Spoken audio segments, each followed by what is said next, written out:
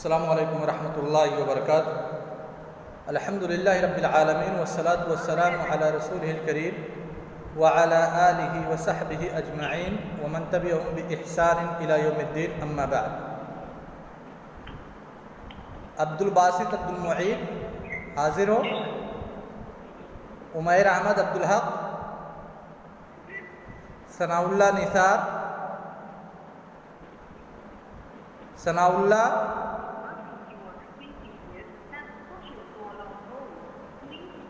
فیاض مشتاق، آصف ایوب،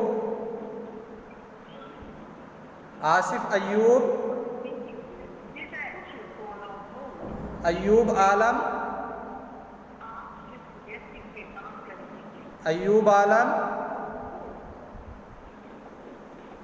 صفی اللہ،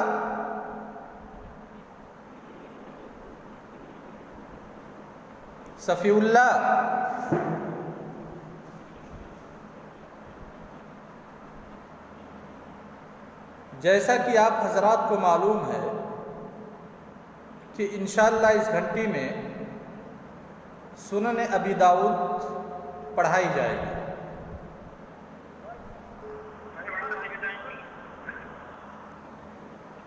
جماعت خامسہ میں در حقیقت سنن اربع کو رکھا گیا ہے کہ کوئی حدیث کی مستقل ایک کتاب نہ پڑھا کر کے سنن اربع پڑھائی جائے، اور سنن اربع سے مراد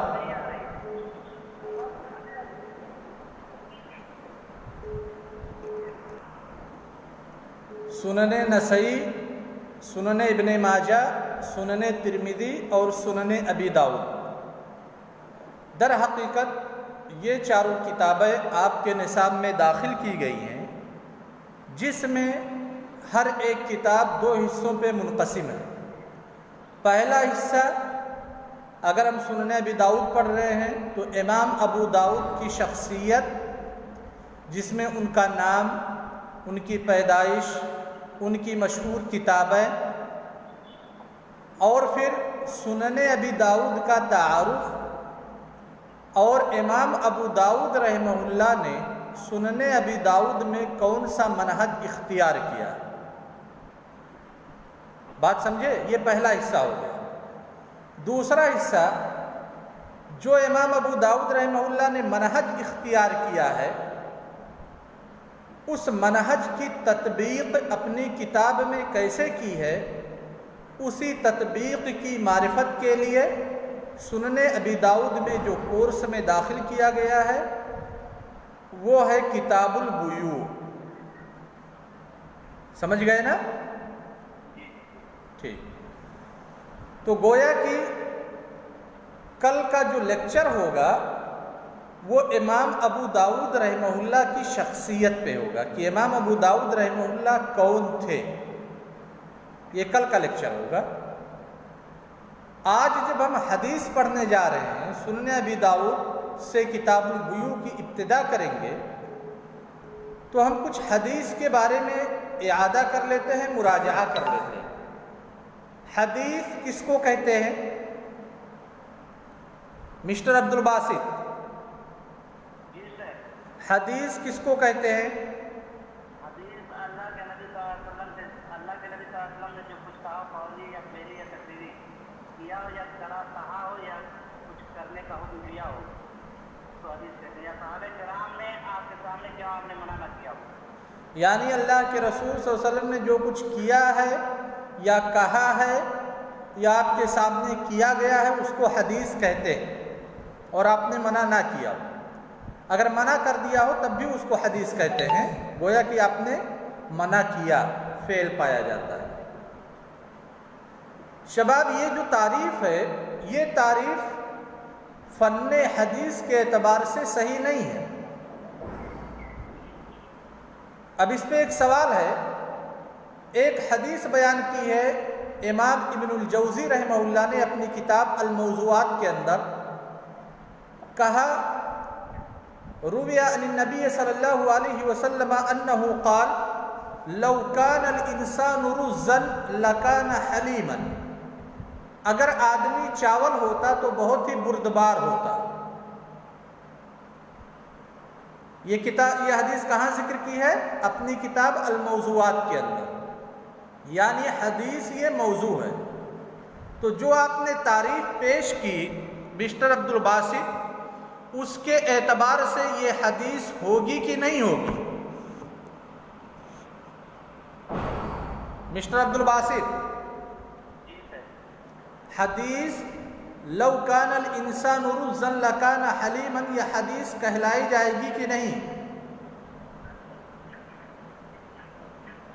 اصل مسئلہ یہ ہے کہ ہم تمام مسلمانوں کا اعتقاد ہے کہ اللہ کے رسول صلی اللہ علیہ وسلم جو بھی بات کہیں گے یا آپ کے ذریعہ سے جو بات پہنچے گی وہ حقیقت پر مبنی ہوگی، 100% وہ بات صحیح ہوگی، یہ ہم تمام لوگوں کا اعتقاد ہے۔ تو جب نبی صلی اللہ علیہ وسلم سے کوئی بات ہم تک پہنچتی ہے کہ آپ نے یہ کہا ہے، تو پھر اس کے ضعیف یا موضوع ہونے کا کوئی سوال ہی نہیں ہے۔ جو بھی بات ہوگی صحیح ہوگی، موضوع اور ضعیف نہیں ہو سکتی۔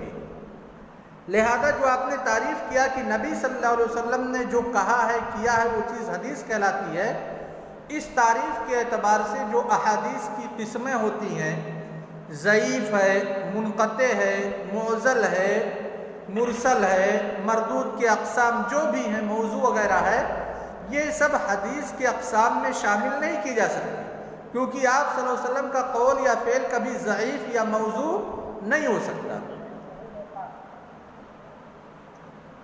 فیاض مشتاق، تمہارے پاس کوئی دوسری تعریف ہے حدیث کی؟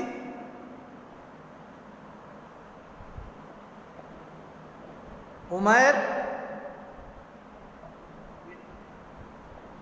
حدیث کی تعریف پڑھے ہوگے من اطیب المنہ میں، ما نصب یا ما اضیف الی النبی صلی اللہ علیہ وسلم من قول او فعل او تقریر او وصف خلقی او خلقی، ما اضیف الی النبی صلی اللہ علیہ وسلم، کہا گیا ما اضیف الی النبی صلی اللہ علیہ وسلم من قول، یعنی ہر وہ چیز جس کی نسبت یا اضافت نبی صلی اللہ علیہ وسلم کی طرف کی جائے، لہذا نسبت اور اضافت کی جائے۔ نسبت اور اضافت سے قطعاً یہ لازم نہیں آتا کہ جس چیز کی نسبت کی جا رہی ہے، جس چیز کی اضافت کی جا رہی ہے، وہ نسبت اور اضافت صحیح ہی ہو۔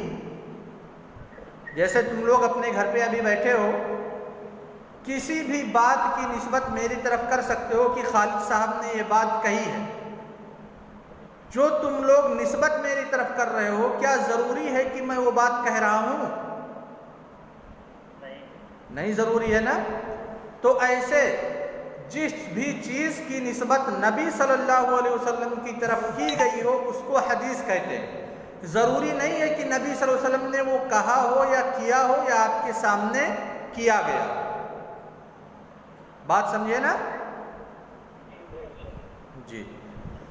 تو سنن ابی داؤد میں جتنی چیزیں ہم پڑھیں گے، ساری کی ساری چیزوں کی نسبت جو سندن بیان کی گئی ہیں، نسبت اللہ کے رسول صلی اللہ علیہ وسلم کی طرف ہے۔ کبھی نسبت صحیح ہوگی تو وہ حدیث صحیح کے کیٹیگری میں آئے گی، کبھی نسبت ضعیف ہوگی تو وہ حدیث ضعیف کی کیٹیگری میں آئے گی۔ سمجھ گئے نا؟ جی۔ اور سنن ابی داؤد میں جو ہم پڑھیں گے کتاب، وہ ہے کتاب البیوع۔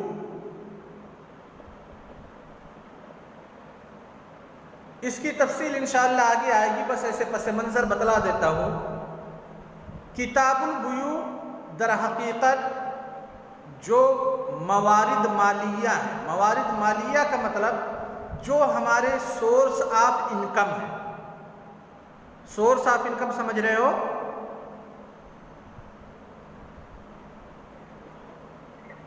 عبدالباسط،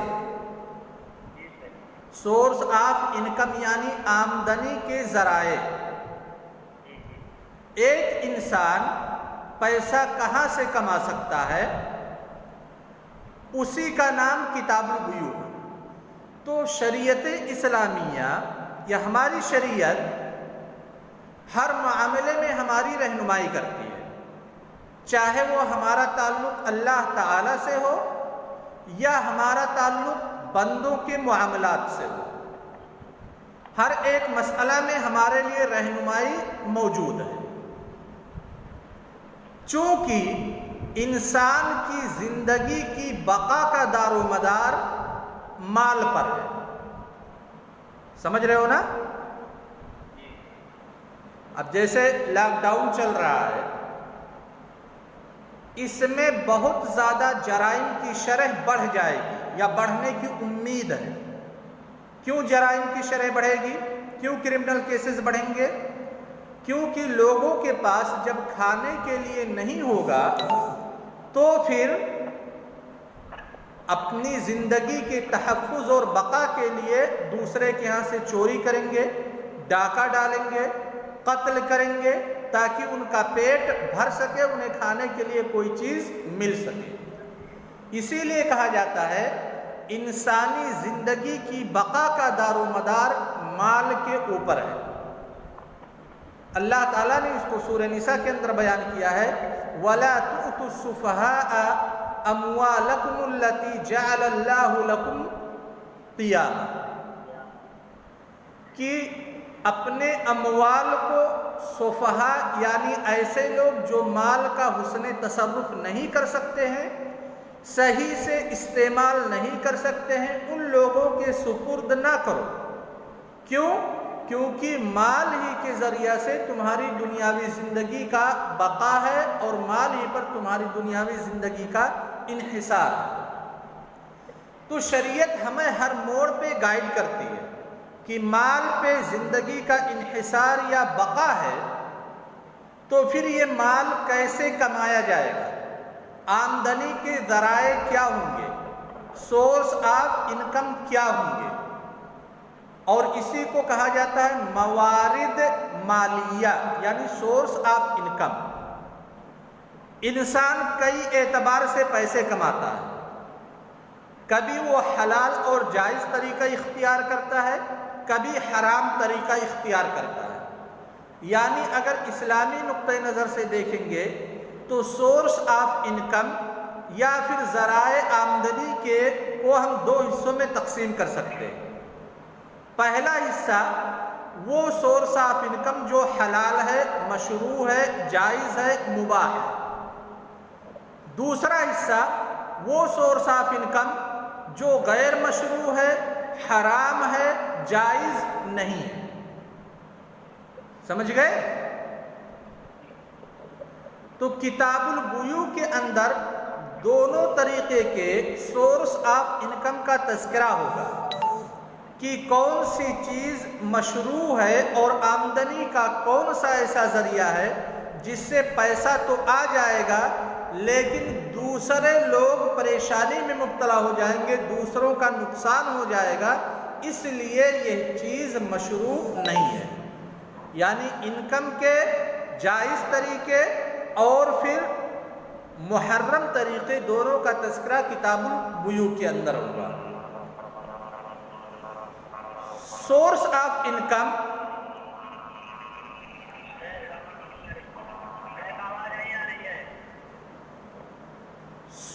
آف انکم بہت ساری چیزیں ہیں، یعنی آمدنی کے ذرائع زراعت ہے، کھیتی کرنا ہے، پڑھائی کروانا ہے، ٹیچنگ لائن سے جڑنا ہے، مزدوری کرنا ہے، تجارت کرنا ہے، یہ سارے سورس آف انکم ہیں۔ اور تقریباً قرآن کریم نے 17 موارد مالیہ کو ذکر کیا ہے قرآن کے اندر، یعنی 17 طریقے ایسے ذکر کیے ہیں جن سے ایک انسان کی آمدنی ہو سکتی ہے۔ ان تمام سورس آف انکمز میں سے سب سے اہم چیز ہے تجارت۔ اسی تجارت کو بیع و شراء کا نام دیا جاتا ہے۔ امام ابو داؤد رحمہ اللہ نے یا دیگر ائمہ کرام نے جہاں پہ لین دین کا معاملہ ہوتا ہے، تجارت کا معاملہ ہوتا ہے، اس کتاب کو نام دیا ہے کتاب البیوع۔ دوسرے بعض ائمہ کرام نے جیسے ابن ماجہ رحمہ اللہ نے کتاب البیوع والتجارات کا نام دیا۔ سمجھ گئے مسٹر عبد الباسط؟ جی سر۔ سمجھ گئے نا؟ جی جی جی۔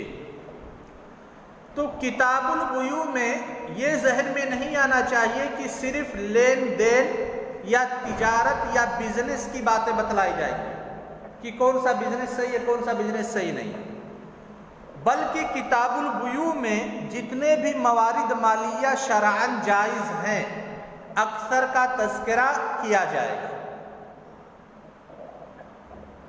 اور یہ انشاءاللہ آگے دروس میں ہم لیں گے۔ آپ لوگوں کے لیے ایک ہوم ورک ہے جو بذریعہ واٹس ایپ آپ بھیجیں گے، ہوم ورک نوٹ کر لیجیے۔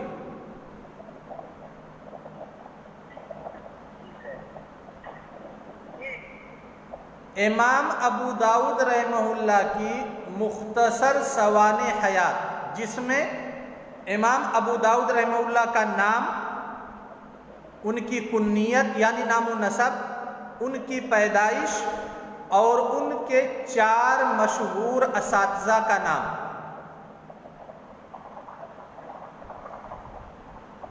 امام ابو داؤد رحمہ اللہ